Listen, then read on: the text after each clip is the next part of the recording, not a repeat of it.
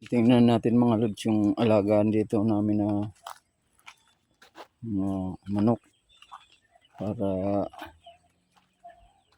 mag-alaga ng manok, magpakain para pag gustong tatay ng manok may kakatayin. Yung pakikita ko sa inyo mga lods, itong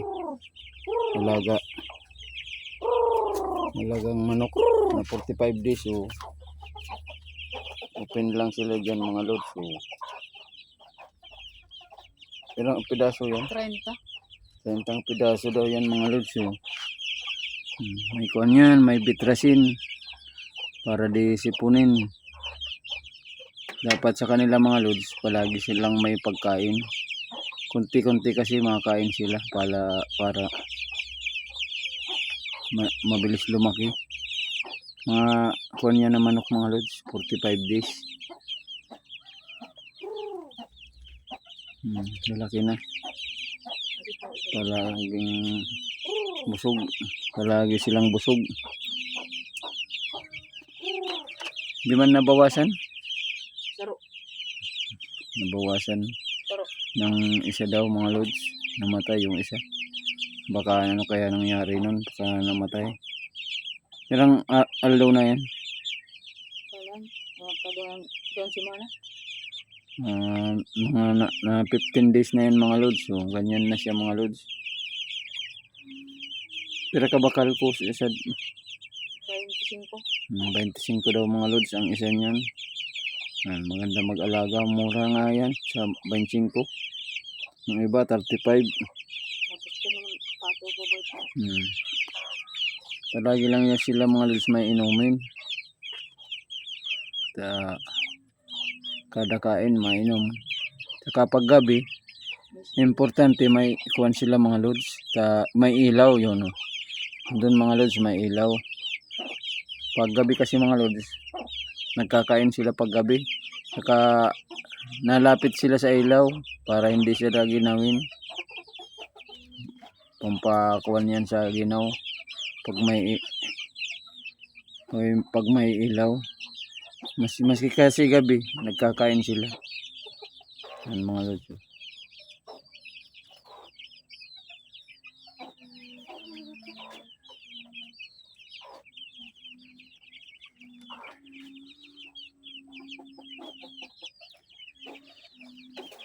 Yun ang alaga dito mga lods.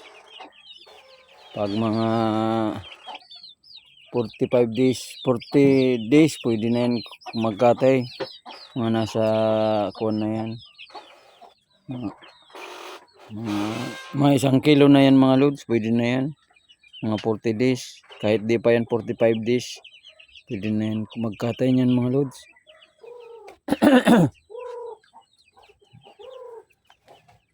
Pangkuwan lang yan mga lods, pang katay-katay. Pag may gusto mag-ulam ng kuwan pwede kukuha na lang dyan. Ganyan kasi mga lods, mga ganyan, alagaan pa talaga yan. Mga ganyan ang klase ng manok, mga ganyan palang kaliit, 15 days pa lang.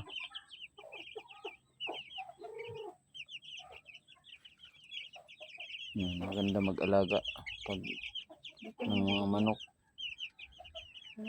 alaga.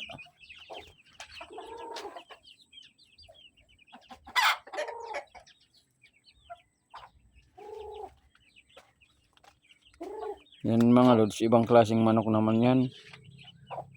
Yung pangalan yan, yung talagang malaki siya, mataas na manok yan. Turubian yata tawag niyan mga lods.